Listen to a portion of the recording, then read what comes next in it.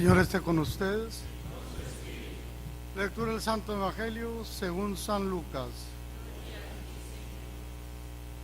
En aquel tiempo, Jesús estaba a orillas del lago de Genesar y la gente se agolpeaba en torno suyo para oír la palabra de Dios. Jesús vio dos barcas que estaban junto a la orilla.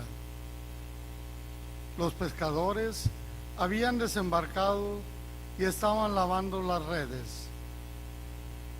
Subió Jesús a una de las barcas, la de Simón, le pidió que la alejara un poco de tierra y sentado en la barca enseñaba a la multitud. Cuando acabó de hablar, dijo a Simón: lleva la barca mar adentro y echen sus redes para pescar. Simón replicó: Maestro, hemos trabajado toda la noche y no hemos pescado nada, pero confiado en tu palabra, echaré las redes. Así lo hizo y cogieron tal cantidad de pescados que las redes se rompían. Entonces hicieron señas a sus compañeros que estaban en la otra barca para que vinieran a ayudarlos. Vinieron ellos y llenaron tanto las dos barcas que casi se hundían. Al ver esto, Simón Pedro se arrojó a los pies de Jesús y le dijo: apártate de mí, Señor, porque soy un pecador.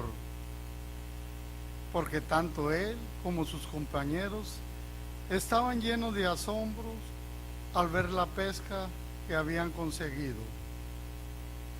Lo mismo les pasaba a Santiago y a Juan, hijo de Zebedeo, que eran compañeros de Simón. Entonces Jesús le dijo a Simón: no temas, desde ahora serás pescador de hombres. Luego llevaron la barca a tierra y dejándolo todo, lo siguieron. Palabra del Señor. Qué poder extraordinario tiene Jesús para causar que la gente se vuelva loca. ¿Sí o no? Entonces ustedes están locos. ¿Sí o no? Ok. A mí eso nunca se me quita de la cabeza. El día que yo en mi casa dije que iba a dejar todo, universidad, negocio, trabajo, todo, por ir detrás de Jesús. Eso fue lo primero que me dijeron: usted se volvió loco. Yo dije: sí, loco de amor por Dios. Y ahorita pienso en Pedro y Juan y Andrés y todos ellos, como poco a poco, al conocer a Jesús, se fueron apasionando por las palabras del Señor, a tal punto que ya no podían vivir sin Él. Miren el Evangelio de hoy, toda esta gente agolpada. Dice, la gente se agolpaba alrededor de Jesús a tal punto que Él ya no pudo estar ahí, sino que se tuvo que montar en esta barca para poder hablarles, para tener algo así como un auditorio. Y desde la barca les hablaba, porque eran tantos. ¿Qué los atraía? Si Jesús era pobre y no les daba nada. ¿Qué los tenía ahí? Esta gente salió de su casa, de su trabajo, de sus obligaciones, de su descanso, lo que fuera, pero estaban ahí escuchando a este que nadie conocía antes.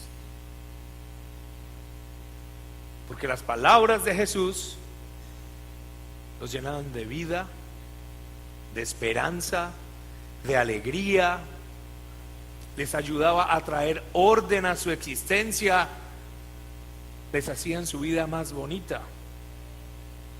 Y ahí estaban los apóstoles en las barcas escuchando esto, poniendo atención. No hay nada peor que cuando uno sabe hacer algo, llegue una persona a decirle qué es lo que tiene que hacer, ¿cierto que sí? Eso es un fastidio, sobre todo cuando uno está manejando. Uno va en su coche y tiene un copiloto. Haga esto, lo otro, mire esto. Ay, mira, ándale. Cállate. Eso es lo que uno quiere hacer. Y aquí llega Jesús, que es carpintero, que sabe de ovejas y que sabe de cultivos, pero de peces. Él se crió en las montañas. Nazaret es en las montañas, y los pescadores estaban ahí abajo. Ellos sí sabían de pescado, ellos tenían un negocio. Ese no es el pescador que sale el domingo y dice: me voy de pesca, y luego tiene que ir a Río Grande a comprar el pescado porque no puede llegar con las manos vacías a la casa. ¿Cómo te fue? Muy bien. Pescó con carnada de $5. No, estos eran profesionales, ellos sabían qué es lo que estaban haciendo. Y luego este carpintero viene y le dice: no, ¿sabe qué? Mire, váyase allá al fondo y tire las redes. ¿Qué estaría sintiendo Pedro? ¿Y cómo era Pedro? Impulsivo, sí, poco reflexivo. Él se movía por sus sentimientos, tenía la cabeza caliente. ¿Qué estaría pensando? Y sin embargo, hizo caso. Me imagino que por dentro estaba diciendo: este no sabe nada, pero habló tan bonito que qué vergüenza decirle que no. Y al final le dijo que sí y dio. Hemos pescado toda la noche, nosotros que somos profesionales, que hacemos esto desde siempre, que sabemos dónde están los peces, a qué hora se deben agarrar. Hemos pescado toda la noche, y ahorita con este bullo, por esta bulla que tiene toda esta gente aquí, los peces se espantan. Y sin embargo, a pesar de que le estaba pidiendo lo imposible, lo hizo, le creyó al Señor. Cuando uno le cree al Señor, cuando uno no se cree que sabe más que Dios y le hace caso, uno empieza a ver los milagros. Dios no pide cosas complicadas, le pide cosas muy sencillas. Le pidió a él: vaya, tienen las redes en la parte más profunda. Señor, en tu nombre lo haré, aunque, siempre puso peros. Ya lo hicimos toda la noche, y lo hicieron. Y obtienen esta pesca milagrosa. Con lo que ellos tuvieron, hubieran tenido suficiente vendiendo ese pescado para estar bien el resto del año. La habían hecho. Estaban perfectos. Pero esto no era suficiente. Había algo más. Y ante el asombro, cuando uno ve a Dios se asusta. Ante el asombro de la santidad, del poder de Jesús, la palabra y el acto del milagro, es Dios que se revela. Este hombre se llenó de temor. Apártate de mí, que soy un pecador. Y ahí le dijo la verdad.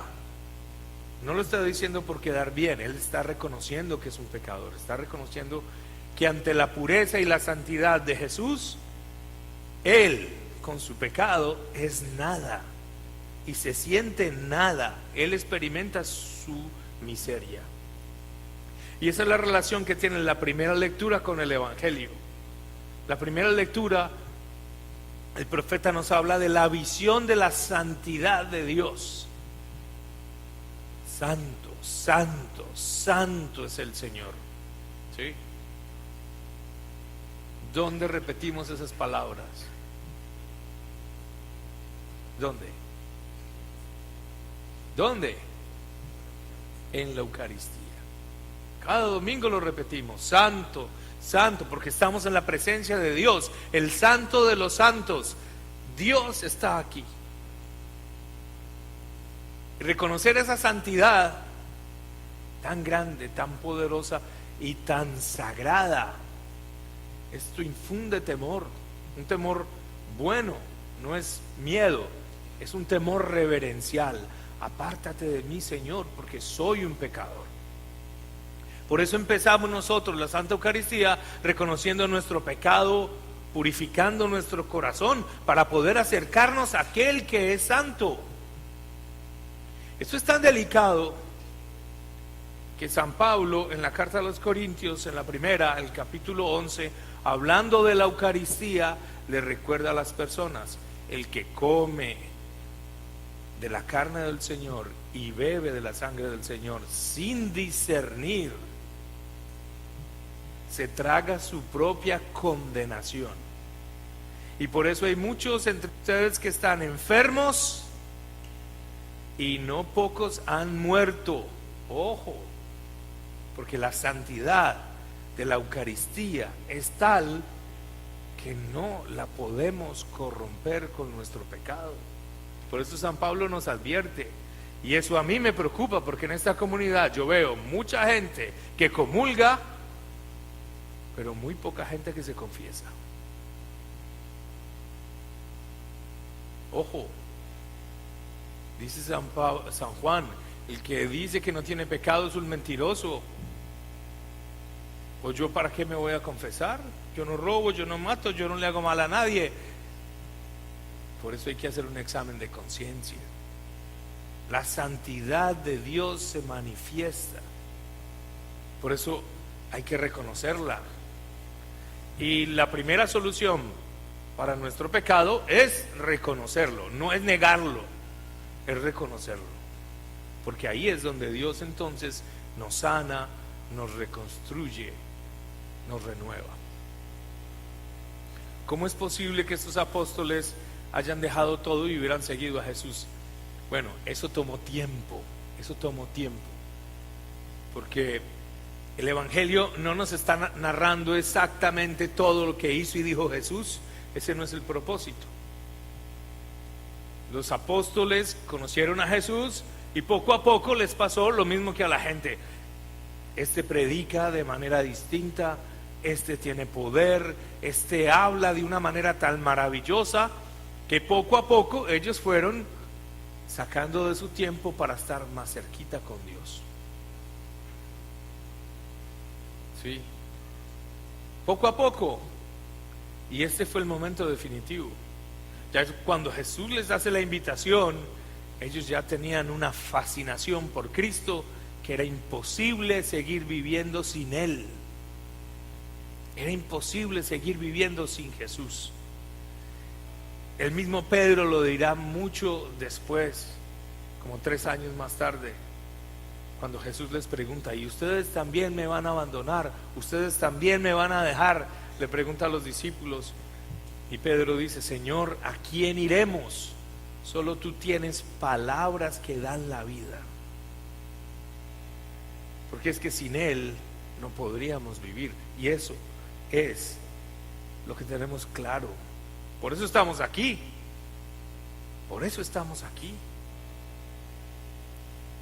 Locos, con este frío, métase entre las cobijas a tomar chocolate. Sí, pero es que sin su palabra no podemos vivir. Por eso, dejándolo todo, lo siguieron. Ahora pensemos en nuestra vida. ¿Qué es aquello que no nos deja seguir de verdad a Jesús? ¿Qué pecado? ¿Qué apego? ¿Qué vicio? ¿Qué persona? ¿Qué posesión? ¿Qué hábitos? ¿Cuáles son aquellas cosas que en la vida a mí no me dejan de verdad dejarlo todo para seguirlo?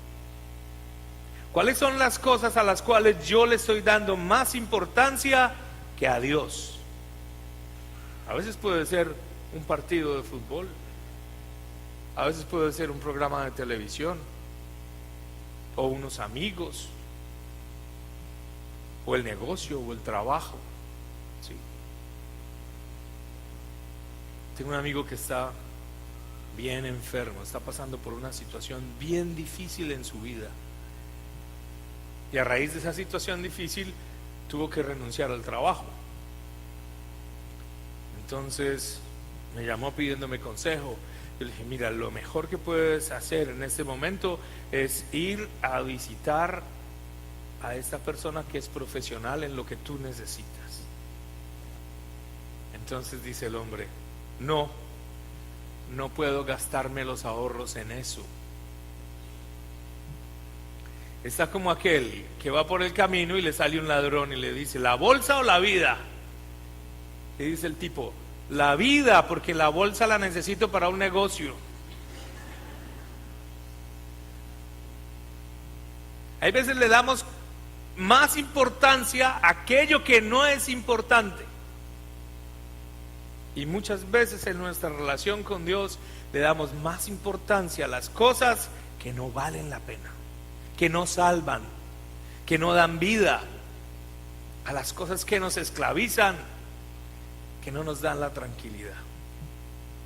Hoy el Señor a nosotros también nos invita a que dejemos todo y lo sigamos, a que tengamos más confianza en Él, a que dejemos que su palabra llegue a lo profundo del corazón. Él nos invita hoy a vivir esa santidad a pesar de que somos pecadores.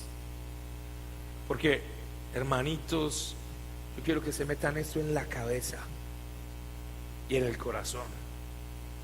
La iglesia no es un museo de gente buena.